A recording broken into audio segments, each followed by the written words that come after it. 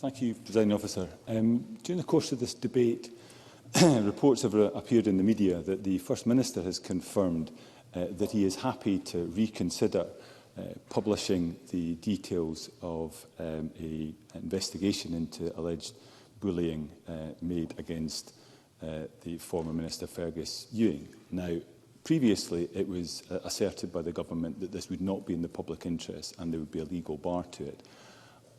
I cannot help but have some suspicion that this announcement by the First Minister is related to the concerns that were being expressed by Fergus Ewing last night during the debate on HPMAs. And if that is the case, I think it would be absolutely despicable. I think we heard...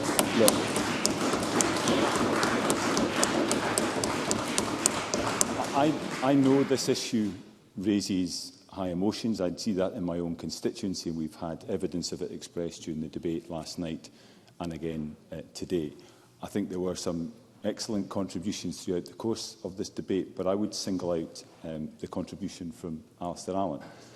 I know that the speech he gave in the debate last night can't have been easy. I think the speech he gave very passionately in this afternoon's debate would have been even harder.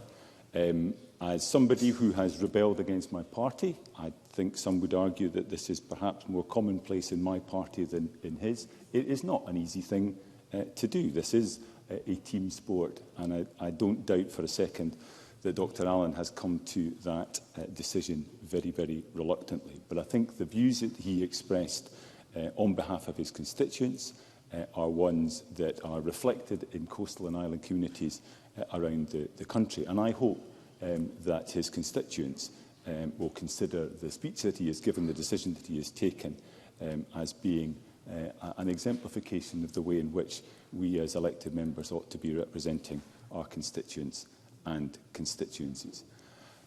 The problems with the approach to HPMAs are many and various. I think the fact that there is a lack of evidence, a lack of clear purpose to the proposals has not helped. But the blunt and arbitrary nature of a 10% designation by a timeline of 2026, I think it puts the tin hat on it for many people.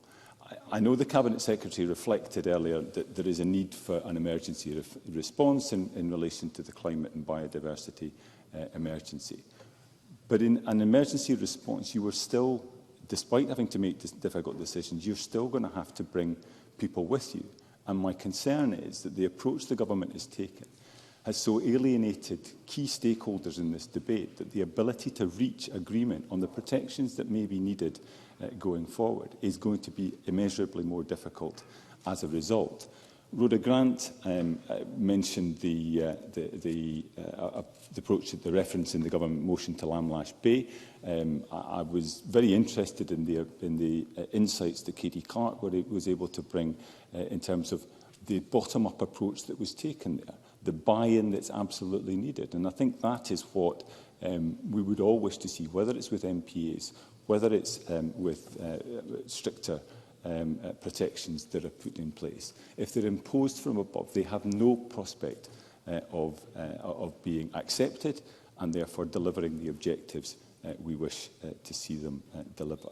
This is about the fishing industry, certainly, but it's around depopulation. It's about the viability of many communities. And again, like I did last night, I would simply urge the Government to think again, to fundamentally think again on these proposals and the damage that they are likely to cause on island and coastal communities. Thank you.